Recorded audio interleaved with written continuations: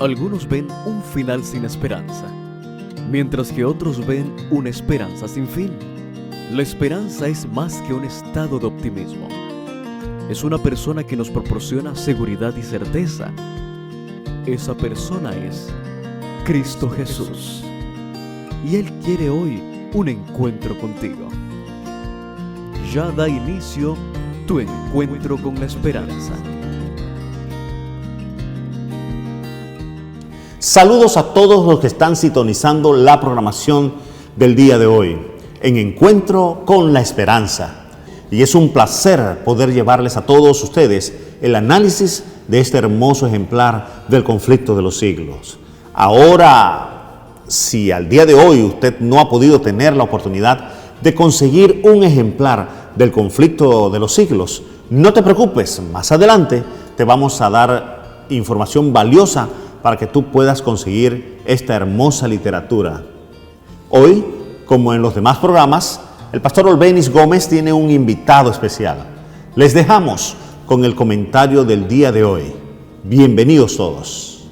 ¿Qué tal, amigos? Estamos por iniciar nuestro programa Un Encuentro con la Esperanza. Hoy estaremos estudiando la Reforma en Francia del capítulo 12 del Conflicto de los Siglos. Para hoy nos acompaña el pastor Gregorio Navas, pastor del distrito de Puerto Armuelles, número 2. Pastor, bienvenido. Muchas gracias, pastor Olbenis. Dios les bendiga. Contentos de poder compartir el día de hoy con ustedes para participar de este tema maravilloso de la Reforma en Francia, un tema que realmente impresiona por todos los sucesos históricos que vamos a relatar. Es correcto, pastor. Vamos a comenzar mencionando que la Reforma había alcanzado triunfar en Alemania, y eso fue a raíz de la protesta que hubo en Espira y en la confesión que hubo en Habsburgo, que eso marcaron el triunfo de la Reforma en Alemania. Pero inmediatamente de eso vino un conflicto y vino también oscuridad. ¿Qué fue lo que pasó, pastor, en ese momento? El protestantismo, debilitado por las divisiones sembradas entre aquellos que lo sostenían, parecía, pastor, de que iba a ser erradicado completamente. Muchos poderosos, pues fueron poderosos del Evangelio, fueron muertos, y a pesar de todo, pues Dios permitió que la luz del Evangelio continuara adelante. Okay, muy bien. Millares sellaron su testimonio con sangre. Y estalló la guerra civil, la causa protestante fue traicionada por uno de sus principales adherentes. Los más nobles de los príncipes reformados cayeron en manos del emperador y fueron llevados cautivos de pueblo en pueblo. Wow. Eso quiere decir que entonces en ese momento el aparente triunfo que había tenido Carlos V se vio empañado por la obra de los reformadores, y pronto el monarca fue castigado por la derrota en ese momento. Ahora bien, eso ocurrió en Alemania, pero también vamos a ver cómo la luz comenzó a brillar, cómo fue que hubo luz en medio de una oscuridad. Carlos V estaba combatiendo contra un poder omnipotente, y ese era el poder de Dios. Dios había dicho, haya luz, pero el emperador había procurado entonces impedir que se desvanecieran las tinieblas.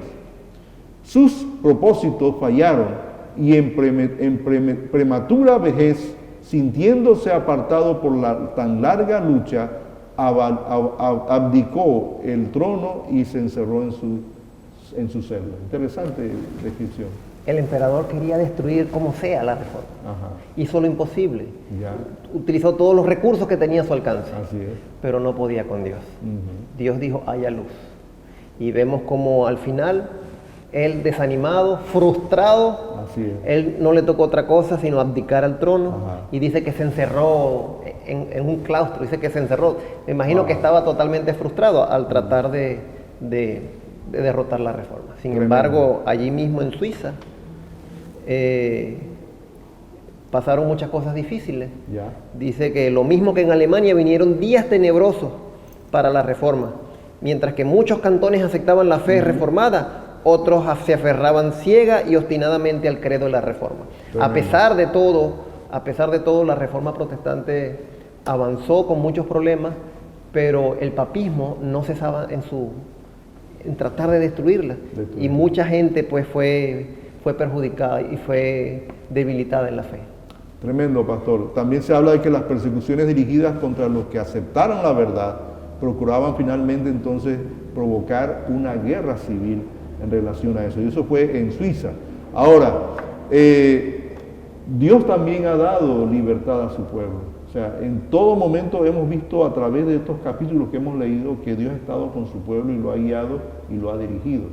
En este momento, ¿cómo se manifestó la mano de Dios en el pueblo cuando estuvo luchando para que la reforma pudiera triunfar?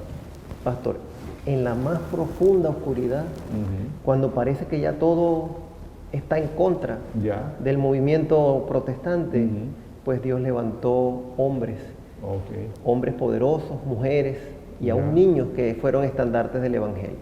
Allá en Suiza se levantó Ulrico Zwingli, un gran reformador, y con él muchos se habían unido en la reforma.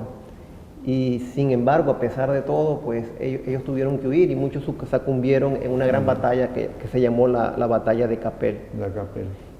Hubo otro personaje llamado Ecolampadio, que abrumado por estos terribles desastres también, lamentablemente tuvo que fallecer. Muchos de estos grandes hombres se levantaron y Dios los utilizó, pero el enemigo tampoco dejaba de dañar, de perjudicar, y muchos murieron por causa del Evangelio. Tremendo. Roma parecía triunfar y recuperaron muchos lugares lo que había perdido, o sea que ellos trataron de reconquistar, pero aquellos cuyos consejos son desde el siglo y hasta el siglo, no habían abandonado la causa de su pueblo. Su mano le iba a dar libertad. Habían levantado en otros países obreros que impulsaban la reforma de una manera fuerte y poderosa. ¿Y ese lugar cuál era, pastor? Allí mismo en Francia. En Francia. En Francia se levantaron hombres. Se levantaron hombres que Dios les dio una oportunidad a Francia. Dios le dio una oportunidad tremenda a este pueblo. Sin embargo, sabemos que Francia es conocida históricamente como un lugar del ateísmo. Dios le envió, insistió, buscó la manera, como vamos a ver, levantó un personaje fantástico que se llamó Lefebvre. Este fue uno de los primeros en recibir la luz, un hombre de extensos conocimientos, catedrático de la Universidad de París y sincero y fiel partidario del Papa. Si lo decimos hoy, podríamos decir que él era un fan del Papa. Correcto. Sí, él era un hombre que hasta se molestaba cuando hablaban mal del Papa. Sin embargo, en medio de todas las investigaciones, porque él era un erudito, él quería escribir. Él quería escribir, él quería hacer un libro acerca de los santos. Entonces, en el marco de esa investigación, él quiso ir a la Biblia para ver qué hablaban acerca de estos santos. Y entonces, imagínense, sí, él se encontró varios santos en la Biblia, pero realmente se encontró con la verdad del Evangelio. Cuando él descubrió esto, él quedó extasiado, quedó abrumado por un mensaje tan poderoso, y él abandonó ese proyecto que tenía de escribir sobre los santos y se unió como un poderoso defensor de la causa de la reforma en la predicación del Evangelio en esos días. Tremendo. Así que Lefebvre fue un gran entusiasta, adorador de los santos, pero se había consagrado al estudio de la palabra de Dios, y esto ayudó que él pudiera entender las historias que había en cuanto a la Biblia y conocer a los interesantes autores de la palabra de Dios. Ahora, su investigación fue poderosa, ¿cierto? ¿Por qué fue poderosa su investigación?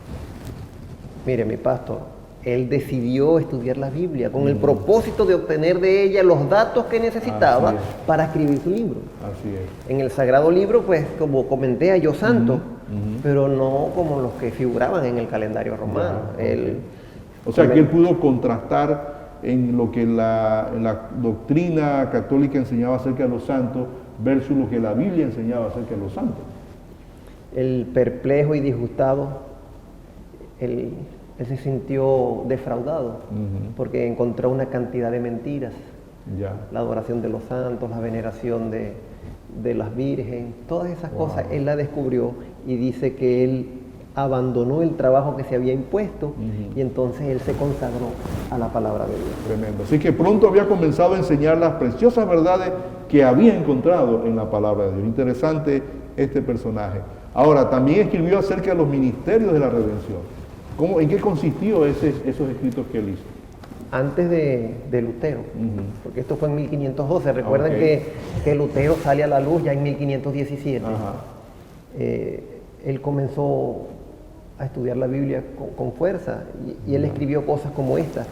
Dios es el que da por la fe la justicia, que por gracia nos justifica para la vida eterna. Él ya tenía claro el tema de la justificación por la fe. Él ya había comenzado a entender el Evangelio de la gracia. Así es. Y otro detalle que podría ser, o sea, él lo había logrado entender esto gracias a que el sistema papal imponía la mediación de los pecados, la confesión de los pecados, y ahora él descubre que no, eso lo da el Señor, es Dios quien es nuestro único mediador. Sí, él refiriéndose a los misterios de la redención, él entre uno de sus escritos menciona: oh grandeza indecible de este cambio, el inocente es condenado y el culpable queda libre, el que bendice carga con la maldición y la maldición se vuelve bendición, la vida muere y los muertos viven, la gloria es envuelta en tinieblas y el que no conocía más que confusión de rostro es revestido de gloria. Tremendo. Y al declarar que la gloria de la salvación pertenece solo a Dios, declaraba también que al hombre le incumbe el deber de obedecer. Él entendió el Evangelio. Así es. Dios se le manifestó a través de la palabra. Así Y es. él pues comenzó a predicarla, pero creo que él se metió más que todo en el índole académico a nivel universitario. En las universidades de tiempo eran poderosas y él comenzó a enseñar. Quiere decir que entonces, siendo un miembro de la iglesia de Cristo, era miembro también de su cuerpo, en tal virtud se llenó de la naturaleza divina, o sea que llegó a entender la verdadera iglesia, la verdadera forma de ser, y bíblicamente comenzó a entender la luz que Dios le había dado a conocer. Pastor, él mencionaba en sus anhelos, en sus deseos, en todo esto que había conocido, él mencionaba: oh, si los hombres pudiesen penetrar en este conocimiento y se pudieran dar cuenta de este privilegio. Él decía: cuán pura, casta y santa no sería su vida y cuán despreciable no les parecería toda la gloria de este mundo en comparación con la que está dentro de ellos y que el ojo carnal no puede ver. Él anhelaba que todo el mundo conociese esa verdad, pero lamentablemente la Biblia estaba cegada para la mayoría del pueblo. No tenían acceso a ella, solamente algunos dentro de la iglesia papista lograban tener acceso a las escrituras. Así es. O sea que la palabra de Dios para él significó una fuente de luz inagotable, en el sentido de lo que él veía que el mundo estaba viviendo, las consecuencias, la ignorancia que estaba el pueblo de Dios en relación a cómo debían vivir su vida cristiana, y lo que él descubrió en la Biblia fue para él algo maravilloso, algo increíble, algo que lo aseguró más su fe en el Señor. Pero no solamente él fue solo, él comenzó a dar clases a nivel universitario en aquel tiempo, él comenzó a enseñar su palabra, y hubo algunos entre los discípulos de Lefebvre que escuchaban con ansia sus palabras, y que mucho después que a él se le acalló la voz, porque estos grandes reformadores comenzaban a predicación con poder, pero cuando el papismo se daba cuenta buscaban la manera de hacer acallar, de hacerlos desterrar, hasta posible, si es posible, matarlos. Entonces se levantaron otros para seguir predicando la verdad. Tremendo, tremendo. Pero él fue un fiel católico. ¿En qué sentido fue un fiel católico y en qué sentido él logró ampliar más el conocimiento de la palabra de Dios? Desde un principio él era un fiel seguidor del papismo. Él seguía estrictamente, se puede decir que era, si lo llevamos al contexto de la Biblia, quizás podemos decir que él era medio fariseo, era estricto con sus creencias. Sin embargo, pues la luz del Evangelio brilló en su corazón y él comenzó a predicar con poder.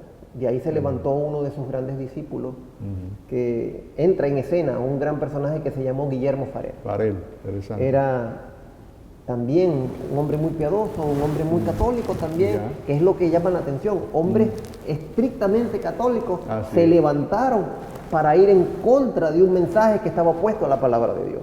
Era hijo de padres piadosos y se le había enseñado a aceptar con fe implícita las enseñanzas de la iglesia.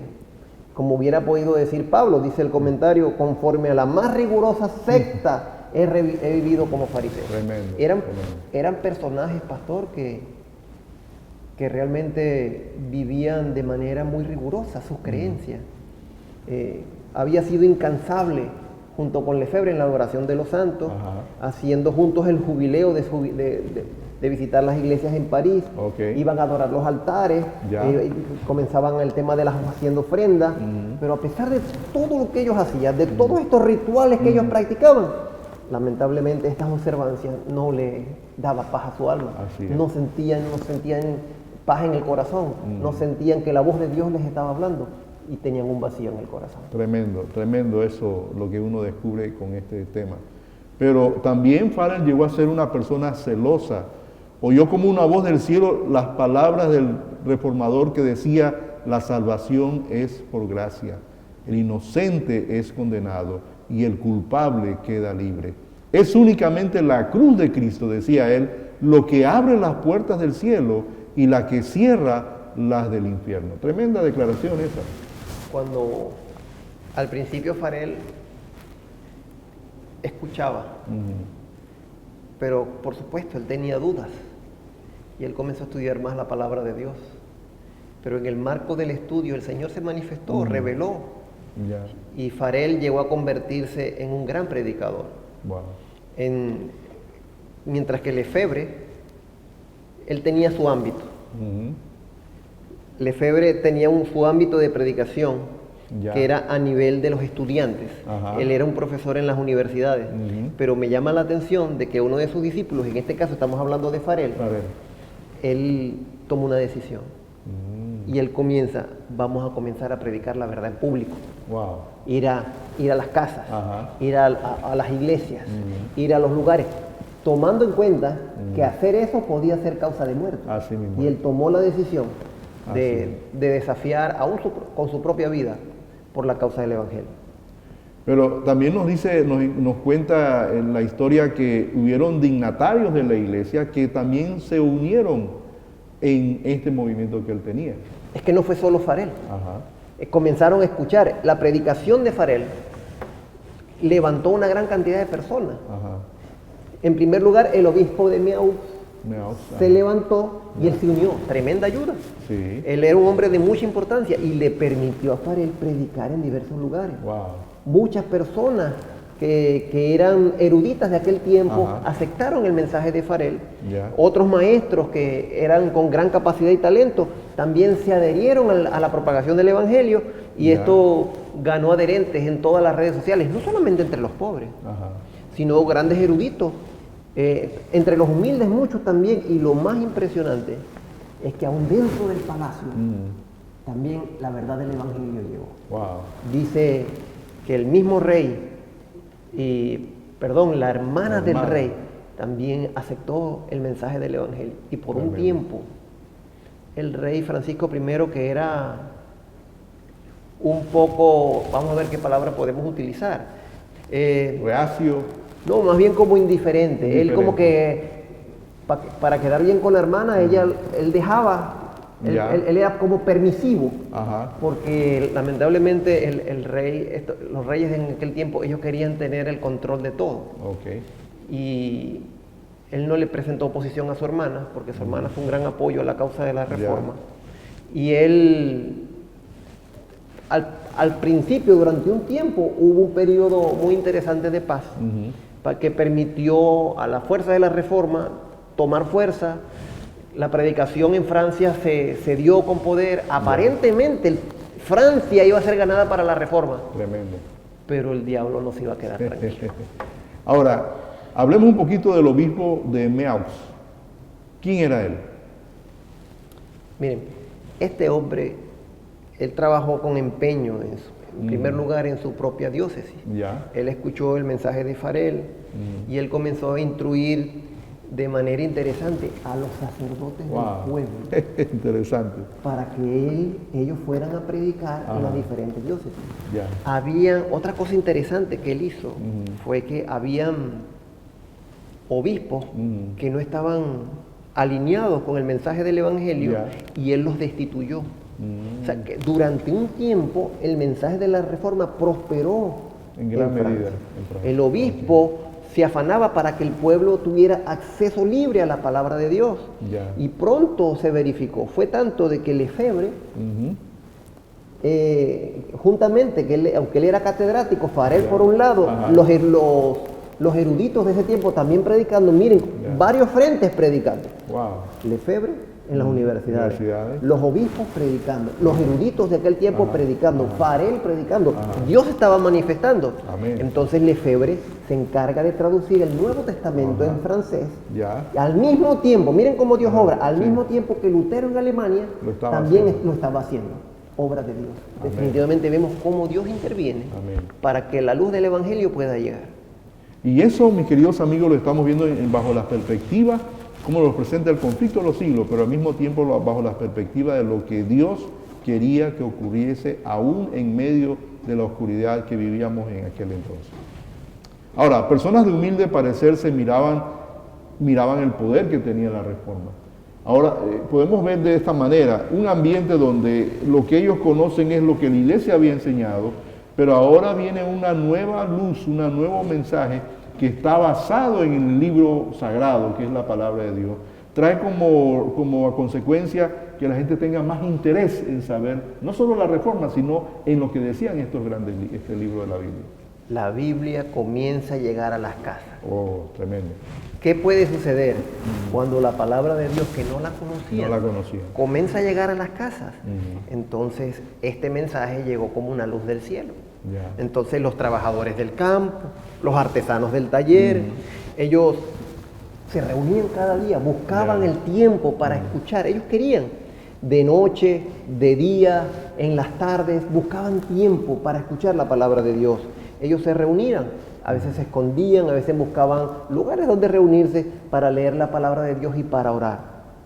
Aunque formadas de gente de clase humilde, dedicada al rudo trabajo y carente de instrucción, se vio el poder de la palabra de Dios, el poder de la Reforma. Y la vida de todos en Francia comenzaba a haber un cambio. Hubo un tiempo de bonanza espiritual, vamos a llamarlo de esa manera. Aparentemente el poder de la Reforma estaba ganando terreno y se notaba el efecto de la gracia de Dios. Mientras la gente percibía la palabra de Dios, hubo un cambio. Pero a medida que avanzamos en el estudio nos vamos a dar cuenta que lamentablemente también el enemigo de las almas no se detenía. Eso quiere decir entonces que hubo un cambio poderoso en ese lugar. Y también vamos a descubrir ahora que Miaux fue obligado a abandonar la Reforma también. ¿Por qué razón fue obligado a abandonar la Reforma? Miren, este mensaje, el trabajo de Miaux fue interesante. Él estaba ganado, pero no era un hombre de convicciones muy profundas. Era un hombre de Dios. Era un hombre que había aceptado el Evangelio, pero era cobarde. Él era cobarde. Ellos, cada día aumentaba el número de los convertidos. El rey, que también yo le decía que él estaba con los papistas, pero también estaba con los reformadores apoyando a la hermana. El rey quería estar en todos lados. Entonces comenzó a haber más presión de parte de los papistas. El rey más presión. Tanto así que agarraron a Miaux, lo presionaron porque sabía que lo podían matar. Y al obispo de Miaux lo obligaron a elegir entre la Reforma o retractarse. Y entonces él optó por el camino más fácil. Por eso que digo que era cobarde, pero a pesar de su caída, a pesar de que el obispo de Miaux, él se retractó y se pasó al lado de los papistas, muchos que escucharon el Evangelio se mantuvieron firmes. Y muchos dieron testimonio de la verdad, lamentablemente, entre las llamas. Se levantó otra vez la persecución. Se comenzaron a encender las hogueras. Y en el tiempo de Farel, en el tiempo de Miaux, pues muchos dieron testimonios de la verdad entre las llamas. Tremendo eso. Dice que con su valor y fidelidad en la hoguera, estos humildes cristianos hablaron a millones de personas en días de paz que no hubieran sido jamás el testimonio de ellos.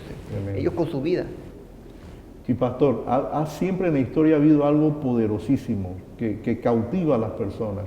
Me hace acordar el caso de Saulo de Tarso, cuando el mártir Esteban fue apedreado.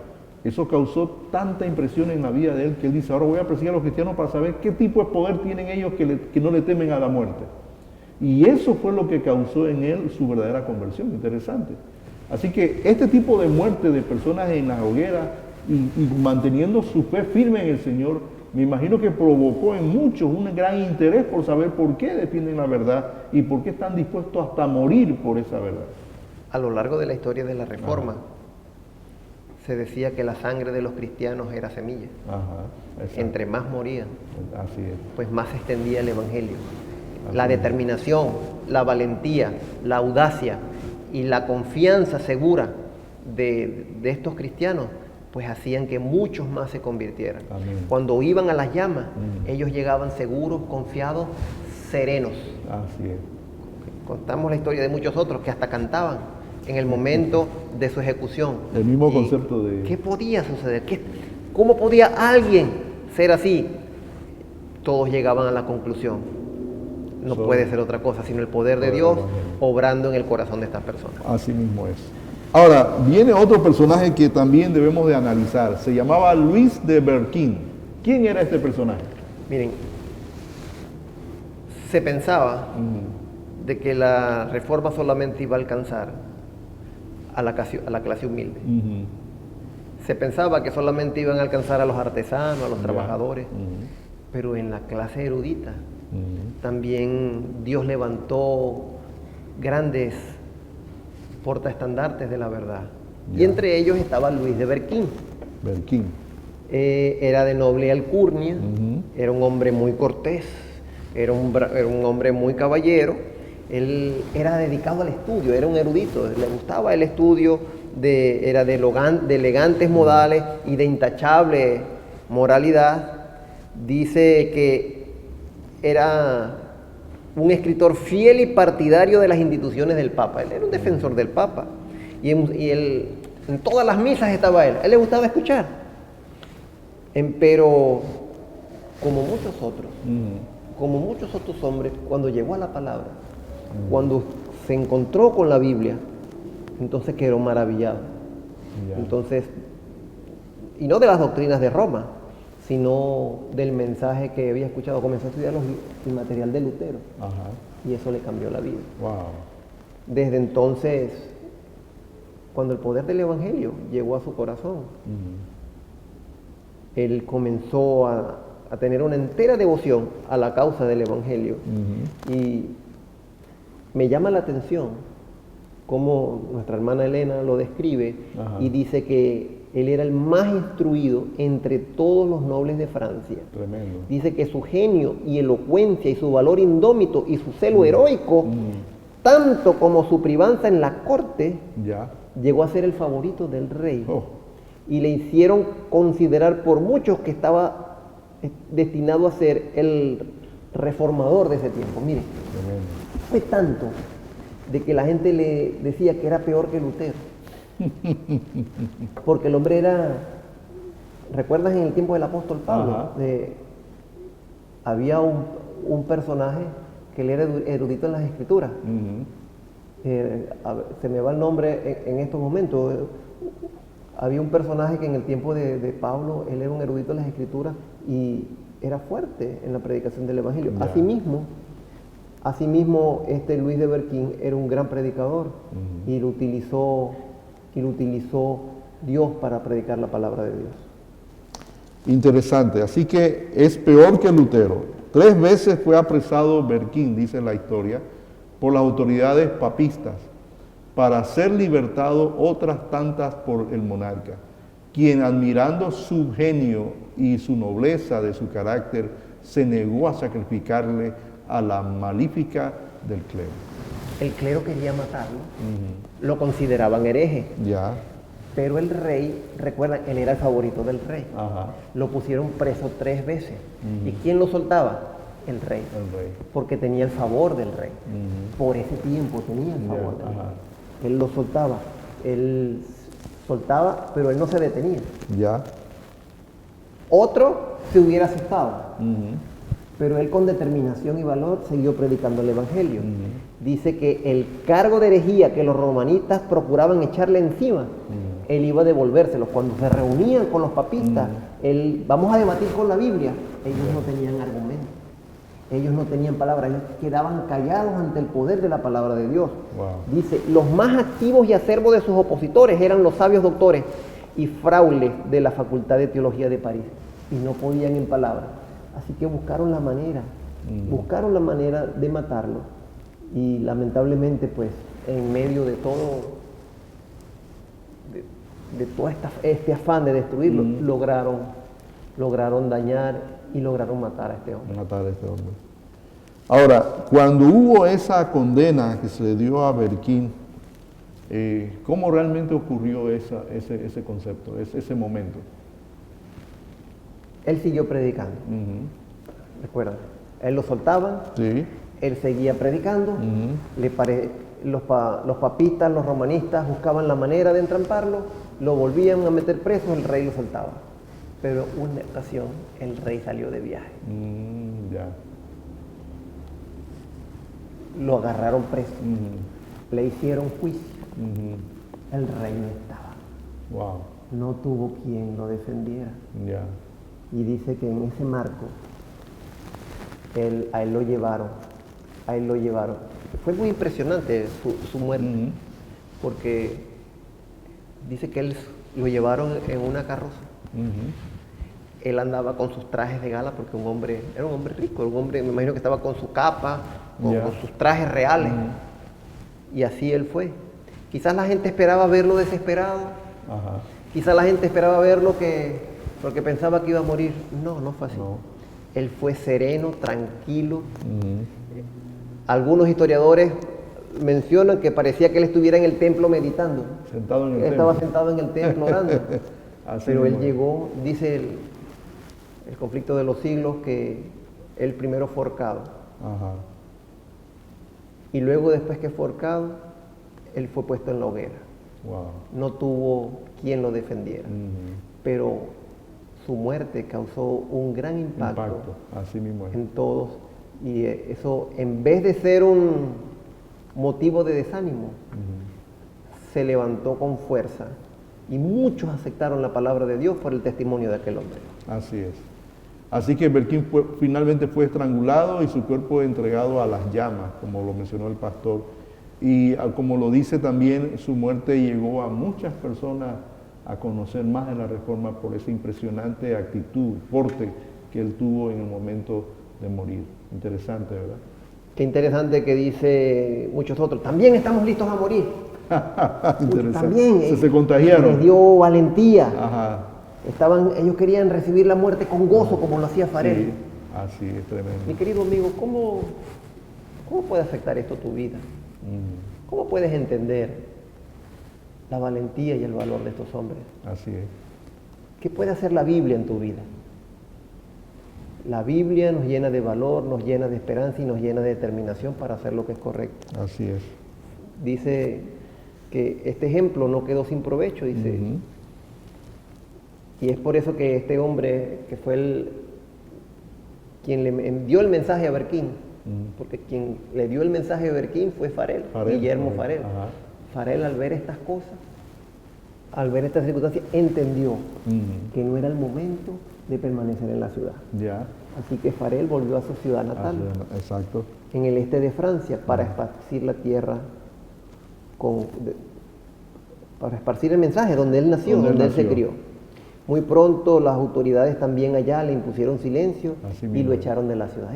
Esa era la obra, donde se levantaba la predicación, los papistas buscaban o te vas o buscamos la manera de matar. O sea que Farel buscó por todos los medios seguir predicando la palabra de Dios como fuese. Ya había hecho en la universidad de su labor, lo hizo también en su pueblo natal, pero ahora también es preparada para él, o es impedido para él hacerlo, y él busca otras formas para hacer y predicar el evangelio. ¿Cuál otra forma buscó este amigo Farel? Dice que él iba de pueblo en pueblo, iba de casa en casa, ya. Iba por allí donde estaban los pueblitos, donde estaban las personas. Y él entendió que Dios le preparaba mayores pruebas. Él estaba consciente, él no estaba ignorante de lo que estaba sucediendo. Dicho por él, decía, las penas y la persecución y todas las acechanzas del diablo con las que se me amenaza no han escaseado, decía él. Y hasta han sido mucho más severas de lo que yo con mis propias fuerzas hubiera podido sobrellevar. Pero escuche bien, dice acá, pero Dios es mi Padre. Así es. Él me ha suministrado y seguirá suministrándome las fuerzas que necesito. Tremendo, tremendo, poderoso. Y eso es prácticamente como en los tiempos apostólicos. La persecución había redundado en hacer el mal a aquellos que predicaban el Evangelio. Y a pesar de eso, Dios los cuidaba, Dios los protegía, pero también Dios permitía que el mensaje fuese mucho más propagado a través de ellos. Es idéntico a lo que pasó en el tiempo de los discípulos. Ya. Recordamos que con la muerte de Esteban se levantó la persecución, Así todos es. los discípulos fueron dispersados y esto causó más bien, redundó en bendición para la proclamación del Evangelio. Lo mismo sucedió aquí. Expulsados de París y de Meaux, salieron todos estos grandes hombres porque París ya estaba siendo cercado. Recuerden, hemos mencionado varios personajes. Dios intentó de varias maneras de penetrar el mensaje a Francia. El diablo junto con la reforma papista querían evitar esta situación. Así es. Dios seguía dándole misericordia, seguía intentando, pero el pueblo rechazó el mensaje. Ya. El pueblo rechazó el mensaje. Y es por eso que los que fueron esparcidos iban por todas partes anunciando la palabra. Y de esta manera la verdad se abrió paso en muchos lugares de las remotas provincias de Francia. Así es. Para escuchar el mensaje de Dios. Ahora viene otro personaje que ya es muy conocido también en la Reforma, Juan Calvino. ¿Quién era este personaje? Él, hombre de gran talento, era un erudito católico. También de las cunas de las escuelas de teología de Francia. Pronto él, entendiendo el mensaje, dice que su talento y aplicación hicieron pronto de él un motivo de orgullo para el colegio y se susurraba entre los estudiantes que Juan Calvino sería un día uno de los más capaces e ilustres defensores de la iglesia. Y es interesante lo que dice acá, pero un rayo de luz divina penetró aún dentro de los muros del escatolicismo y de la superstición que cerraban a Calvino. Él estaba en un encierro y solamente escuchaba las verdades romanistas y católicas, pero aún ahí dentro la verdad del Evangelio llegó a él porque él tenía acceso a la Biblia. Él conocía los idiomas originales, él tuvo la oportunidad de estudiar y se dio cuenta las grandes mentiras del catolicismo. Tremendo eso, ¿verdad? Como un rayo de luz penetró en la vida de él y logró dar a conocer más de la palabra del Señor. Ahora, pero también se nos habla de otro personaje que se llama Olivetan, el protestante. Mira, Calvino era un gran católico, pero él le gustaba debatir. Interesante. Bueno, Calvino no era de los que hacían público, él era muy tímido, pero con su primo ellos debatían y su primo estaba aferrado a la verdad del Evangelio. Y ellos hablaban, compartían la palabra de Dios. Y él les dijo, no hay más que dos religiones en el mundo, decía Olivetan. Una, la que los hombres han inventado, y según el cual se salva el ser humano mediante la ceremonia y las buenas obras, que era lo que Calvino creía. La otra es la que está revelada en la Biblia y que enseña al hombre a no esperar la salvación, sino por la gracia soberana de Dios. Estos encuentros con Olivetan hicieron que el Espíritu Santo trabajara en la vida de Calvino. Tremendo. Cuando Calvino escuchó esto, salían de su boca estas palabras: no quiero saber nada de ninguna de las cosas, no me digas más, no me digas más nada de eso. ¿Crees que yo he vivido en error todos los días de mi vida? Sin embargo, adentro de su corazón se estaba gestando el Espíritu Santo obrando y se despertó ya esos pensamientos de que estaba errado. Y esos pensamientos jamás pudieron salir de su cabeza hasta que la luz del Evangelio brilló en su corazón. Dice que la mediación de los santos, las buenas obras y las ceremonias de la iglesia, todo ello le parecía indicar para expiar el pecado. O sea que todo eso era ineficaz para expiar el pecado, en otras palabras. Él entendió orarle a los santos, las buenas obras, todas esas ceremonias que la iglesia tenía. Él entendió de que nada de eso le ayudaba a alcanzar la salvación. En vano recurría a la confesión, a las penitencias, y él sabía que ninguna de esas cosas podían reconciliar el alma con Dios. Así estaba Calvino empeñado en esas luchas mentales, cuando un día, por casualidad, en medio de toda esa matanza que se producía por los movimientos de la Inquisición, él vio cómo ejecutaban, cómo quemaban a un fiel devoto de Dios en una de las plazas. Wow. Y cuando él vio aquella escena, cuando él vio aquel valiente cristiano ser quemado con una determinación que él no entendía, él se dio cuenta del poder del Evangelio. Tremendo. Y del mensaje de Dios. Tremendo. O sea, le pasó lo mismo que Saulo de Tarso. Fue Es impactado por la vida de un mártir. Es correcto. Y trajo en él y produjo en él una semilla que sería poderosa en su corazón y que traía como luz el Evangelio. Y para que ustedes entiendan, mis queridos amigos, Calvino había sido educado para el sacerdocio. No tenía más que 12 años cuando fue nombrado capellán de una pequeña iglesia. Interesante. Desde niño, mire, aunque él no fue consagrado como sacerdote, Ya. él sí era un miembro del clero. A pesar desde muy joven, él ya entendía que los herejes, él estaba en contra de la herejía, estaba en contra de los herejes, él estaba de acuerdo aún con todas esas verdades. Ya. Pero en la medida que creció, Dios lo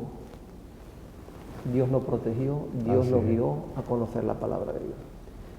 Entendiendo entonces que no podría llegar a ser sacerdote, luego que entendió el mensaje de Dios, entonces, en primer lugar, él se alejó un poco de la predicación. Ya. Y se dedicó más a la jurisprudencia. Y entonces, él se dedicó entonces abandonó entonces un poco todo este estudio de las universidades y entendiendo el mensaje de Dios, después de todas estas cosas que hemos relatado, él definitivamente tomó la decisión. Se dedicó al Evangelio, se dedicó a predicar. Así es. Y él llegó a decir, cuán maravilloso es, decía, que un hombre de tan bajo origen llegue a ser elevado hasta tan alta dignidad. O sea, como un hombre humilde como yo, Dios me permite ser un portavoz de las palabras de Dios, a pesar de lo tímido que él era. Sí. Porque entendamos, Calvino no era un hombre público. Así es. Él todavía, Dios lo estaba llevando en un proceso para que él pudiera salir y predicar a viva voz. Era joven aún, dice que era muy discreto y muy humilde, y se comenzó su trabajo visitando a los lugareños en sus casas. Allí, rodeado de los miembros de la familia, leía la Biblia y exponía las verdades de la palabra. Tremendo. Una manera muy interesante y sutil también de llevar a cabo este evangelio. Pero ¿quién era Margarita? Porque habla de que ella lo protegió en cierta medida. ¿Quién era este personaje? Margarita era hermana de un rey, de Margarita de Navarra. Ella era hermana del rey. Y cuando Margarita era fiel devota a la reforma. Ya. Entonces cada vez que los reformadores tenían que huir, eso que era vecino de París. Ya. Y ellos llegaban hasta los territorios de Margarita y ellos quedaban protegidos para evitar la muerte. Interesante. Entonces, en la historia de la Reforma se conoce a Margarita como una mujer de gran elocuente, era hermana del rey Francisco I, y ella protegió a muchos reformadores. Ella era una erudita, ella escribía poemas. Era una mujer muy elocuente, pero se le conoce por ser una gran colaboradora del movimiento de la Reforma en aquel tiempo. Así es. Interesante. Ahora, volvamos entonces a París. Había mucha gente en ese lugar y muchos comenzaron a asistir a las predicaciones que habían en París. ¿Cómo fue eso entonces que otra vez las capillas se vuelven a llenar, otra vez el evangelio vuelve a ser proclamado en los lugares más públicos? ¿Cómo ocurrió eso? Calvino decide volver a París y comienza otra vez la predicación. Ya. Él ya siendo un poco más determinado por la misericordia de Dios, él sigue predicando y dice que muchedumbres asistían a las predicaciones. Dice, no solo se llenaba la capilla, sino que las antesalas y los corredores eran invadidos por argentinos. Era un hombre muy elocuente. Millares se congregaban, nobles, magistrados, abogados, comerciantes y artesanos. El rey, en vez de prohibir estas reuniones, hizo que 2 iglesias de París fuesen afectadas a su servicio. ¿Qué pasaba con el rey?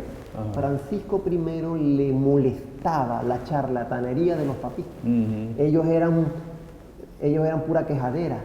Y al rey le molestaba esa forma de transmitir del papista, pero al rey Francisco le gustaba la erudición. Realmente la vida del rey Francisco era muy contradictoria, porque como yo puedo decir, él andaba por un lado con la reforma, pero cuando le convenía andaba con los papistas. Pero Dios utilizó esta circunstancia para que el rey permitiera que el evangelio entrara. Él dice que el clero no descansaba.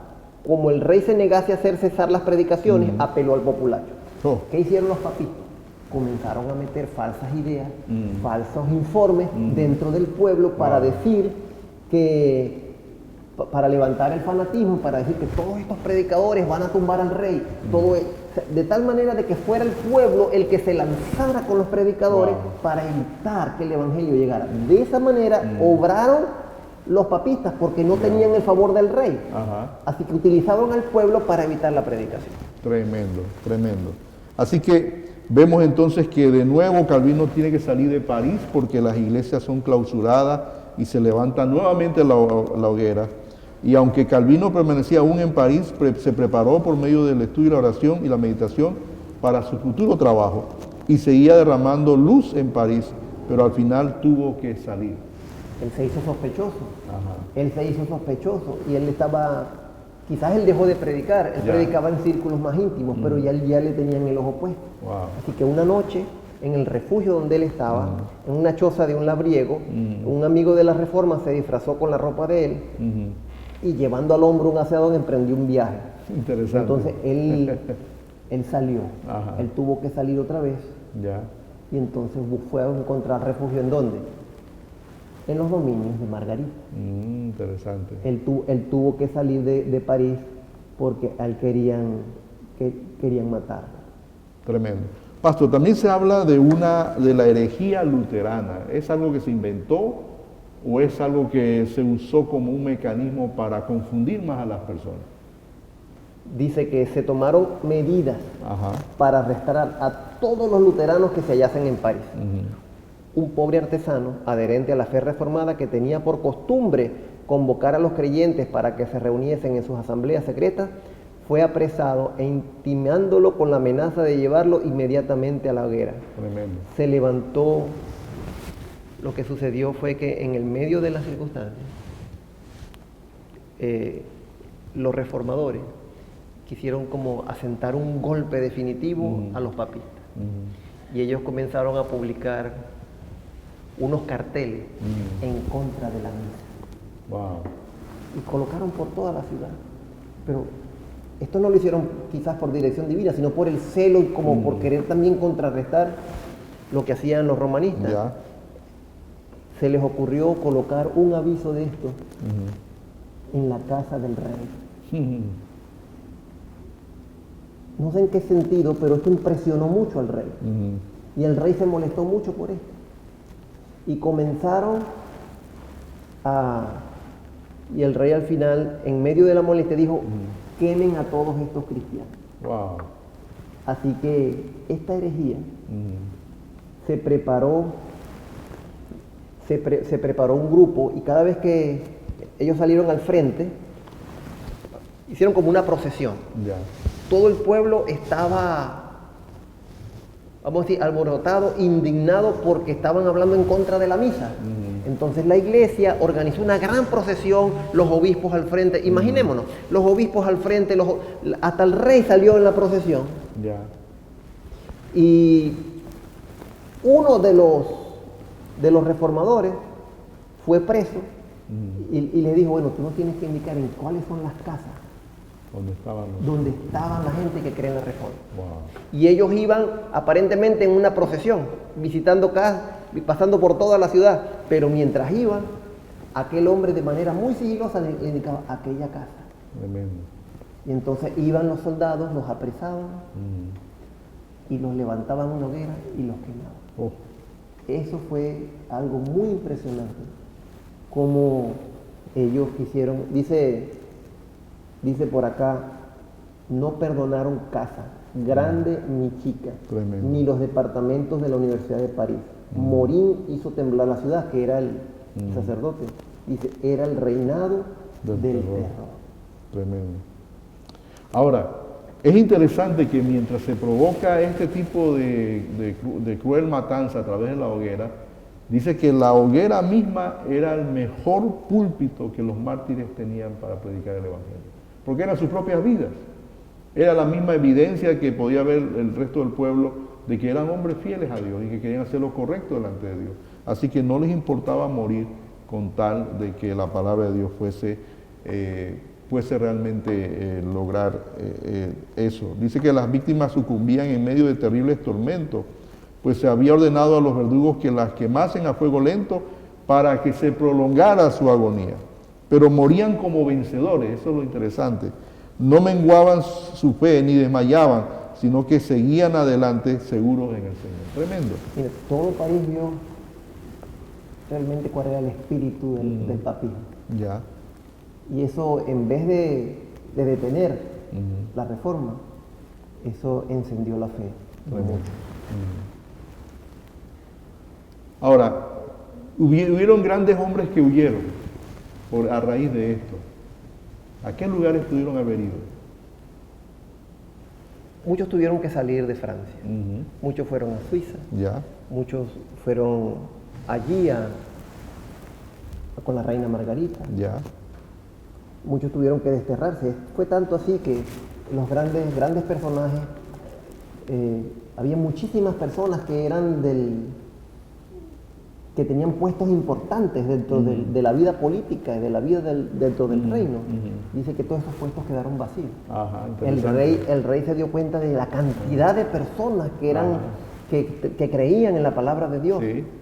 Y dice que a centenares salían huyendo de París, desterrándose voluntariamente de su propio país, dando así en muchos casos la primera indicación de que estaban en favor de la reforma. Tremendo. Muchos tuvieron que irse, porque si se hubieran quedado allí, hubieran sido muertos. Así es. Entonces más bien buscaron la manera de salir, de agarrar fuerza para volver otra vez a seguir predicando. Ahora, al ver esto, el rey usa otro método. ¿Y qué método usó ahora como para impresionar, como para ver cómo podía lograr que la gente pudiese creer más en él como rey? Porque esto trajo como consecuencia que la gente no lo aceptara tanto por lo que estaba sucediendo.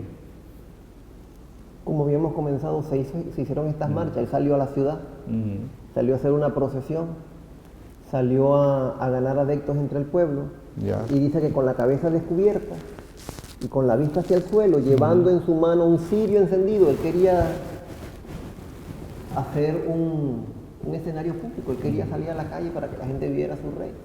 Muy de, no, yo estoy aquí. Él todavía estaba aferrado a las ideas papistas. Dice, el rey de Francia se presentó en público como penitente.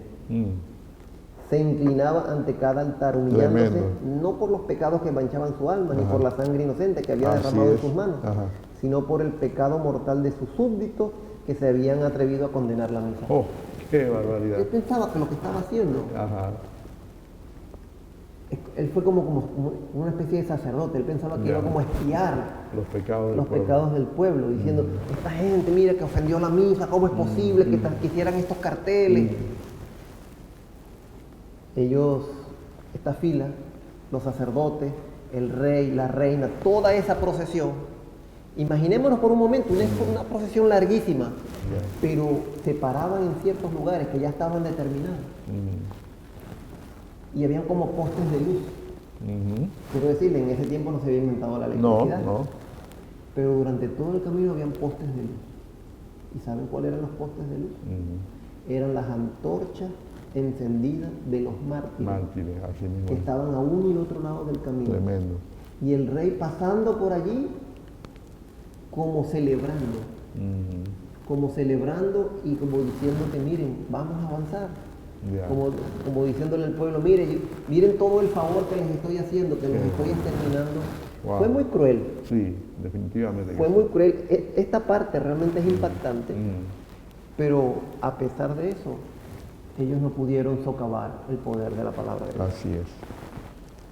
Así que encontramos entonces una interesante descripción de lo que este rey había hecho, y habían rehusado los franceses el don celestial como les fuera ofrecido. O sea, no quisieron creer en la Biblia, no quisieron creer en los profetas, creyeron más en las doctrinas y las tradiciones de la iglesia, del pueblo, más de lo que estaba evidente como la palabra del Señor.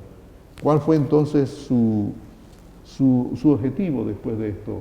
Que habían hecho estas profesiones y habían logrado culminar con muchos reformadores. Dios había, en su misericordia, hecho lo imposible para que Francia le llegara el mensaje de Dios. Sin embargo, los franceses habían rehusado el don celestial que le había sido ofrecido. Ellos llamaban a lo malo bueno. Así es. Y a lo bueno malo, hasta llegar a ser víctimas de su propio mal. Ellos se los creían. Y ahora, aunque creyeran de todo corazón de que servían a Dios, persiguiendo a su pueblo, su sinceridad no fue dejada sin culpa. Entonces, los detalles de estos tormentos que sufrieron los confesores de Cristo no son, ni siquiera son buenos para ser descritos. Yo creo que ni siquiera vale la pena describir el horror que se vivió en ese tiempo. Pero no hubo desfallecimiento de las víctimas. Quiero mencionar que uno de estos hombres que estaba siendo quemado, al pedirle que se retractara, al pedirle que rehusara y que abdicara de esos pensamientos de la reforma de la Biblia y de Dios, él dijo: yo solo creo en los profetas y en los apóstoles que predicaron en los tiempos antiguos y en lo que la comunión de los santos ha creído. Mi fe confía de tal manera en Dios que puedo resistir a todos los poderes del infierno. Poderosa fe la de este hombre. Amigos, hemos estado estudiando un tema muy interesante, muy importante, y podríamos ir concluyendo de que realmente Francia no llegó a ser un país tan protestante como lo fueron Inglaterra o Suiza y otros más, pero fue debido a la gran confusión que se produjo en relación a si seguir a Dios o seguir en la iglesia común o del pueblo de aquel entonces.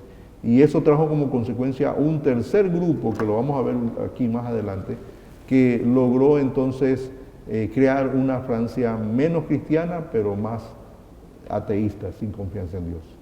Gracias, pastor. Hemos estado estudiando este tema muy interesante y ya volvemos con ustedes. Queridos amigos y amigas, esperamos que estén sacando mucho provecho al comentario de este maravilloso libro en la programación de hoy. Queremos darte unos datos valiosos para que tú puedas adquirir este maravilloso libro. Es fácil.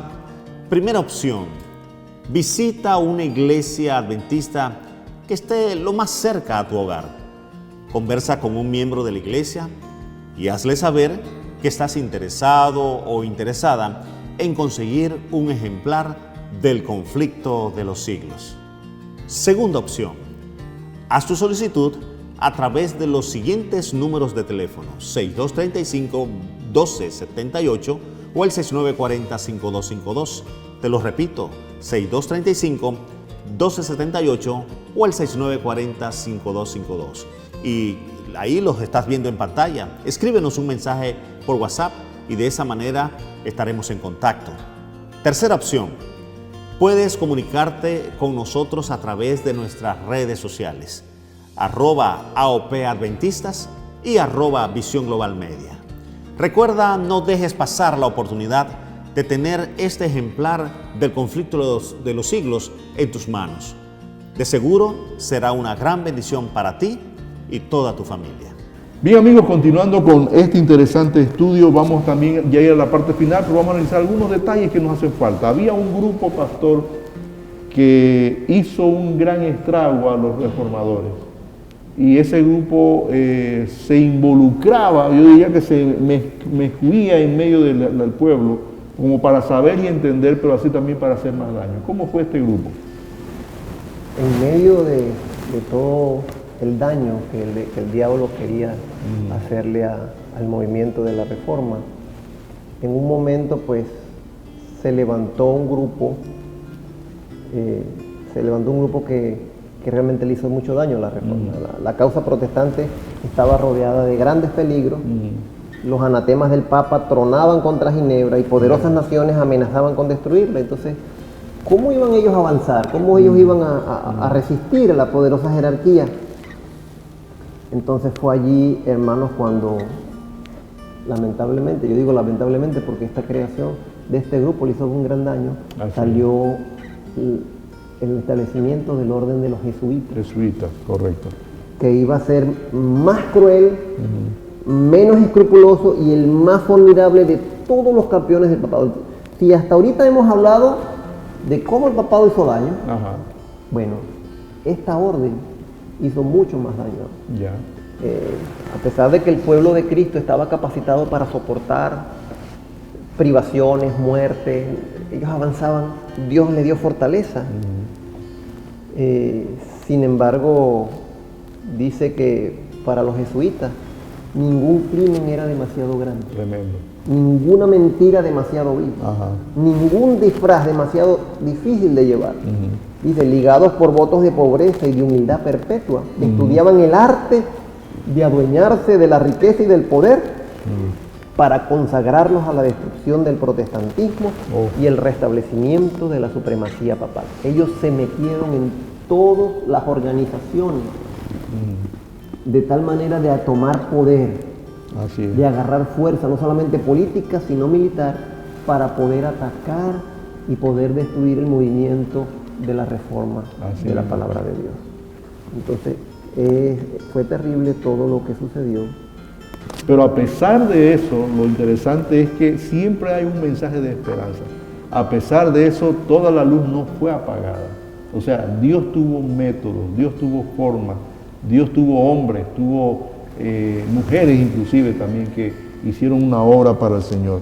Así que, ¿cuál fue el método que usó Dios para poder avanzar a pesar de que Roma quería apagar la luz de la reforma?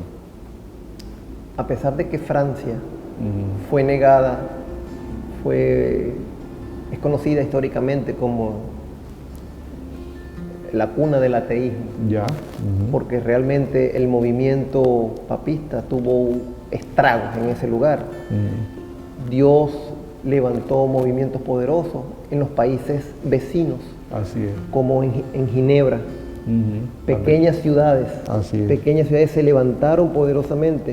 También los bancos de arena del Mar del Norte, en Suecia, en diversos países se levantó la luz con poder, y de esta manera pues Dios permitió de que el mensaje de Dios siguiera establecido, se siguiera avanzando, se siguiera predicando, y de esta manera, de manera sutil, desde estos países pequeños iban emisarios a Francia para seguir predicando, para que el evangelio no se detuviera. O sea que tanto países como Holanda, Suecia y otros más, la propia España, lograron tener emisarios y predicadores que pudieran mantener viva la llama de la reforma, y eso fue algo que sirvió. Ahora, Calvino también llega a Ginebra. ¿Qué pasó cuando Calvino llegó allá? Él tuvo que salir. Él tuvo también que salir de Francia. Él trabajó en Ginebra cerca de 30 años. Primero para establecer una iglesia que se adheriera a la moralidad de la Biblia, y después para fomentar el movimiento de reforma en toda Europa. Ginebra, en Suiza, se convirtió, aunque no fue fácil, Ginebra se convirtió en el centro de protección de la reforma protestante en aquel tiempo. Tremendo. Gracias en gran término al trabajo de Calvino. De Ginebra salían publicaciones y maestros que esparcían las doctrinas reformadas. Y a ella acudían los perseguidos de todas partes. Tremendo. Ellos allá era como una ciudad refugio. Era una ciudad de refugio. Entonces, la ciudad de Calvino se convirtió en refugio para todos los reformadores de Europa que eran objeto de persecución. O sea que Dios siempre tuvo una fórmula, Dios siempre tuvo una salida para aquellos que fueron fieles. Y eso, mis queridos hermanos, nos llena de entusiasmo, porque sabemos que vivimos en tiempos que las cosas van a ser difíciles para nuestro tiempo donde estamos viviendo. Y que estas mismas historias que estamos relatando aquí se van a volver a repetir, pero de una forma mucho más fuerte, pero al mismo tiempo más rápida, que es lo interesante. Ahora, para terminar, pastor, ¿por qué podríamos determinar que la reforma tuvo un refugio en aquellos tiempos de violencia?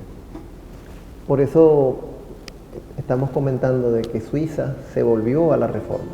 No fue un trabajo fácil, no fue un trabajo fácil, pero una vez que se establece el mensaje en todas, especialmente en Ginebra, muchos de los que se refugiaron allí, que cargaron baterías, que fundamentaron su fe y el conocimiento, fueron a sus propias tierras. Allí salió un gran reformador, el famoso reformador es Juan Knox. Fue aquel que dijo: Señor, dame Escocia o me muero. Él se levantó y fue una luz poderosa para que Escocia se volviera al cristianismo.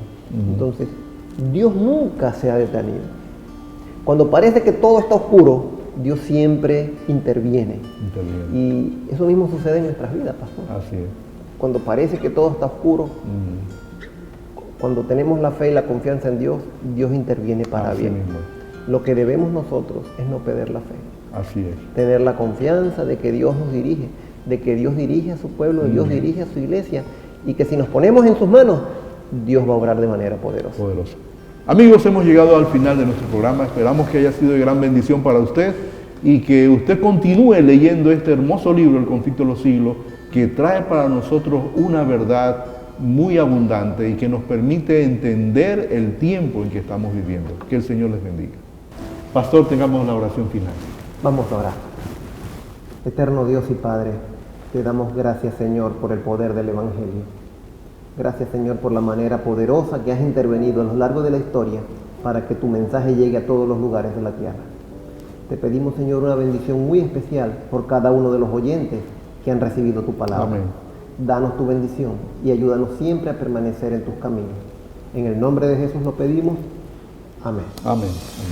¿Qué tal, amigos? Les invitamos a nuestro próximo programa, Un Encuentro con la Esperanza, y el tema que estaremos estudiando se titula El Despertar de España. No te lo pierdas, estaremos contigo el próximo martes y sábado.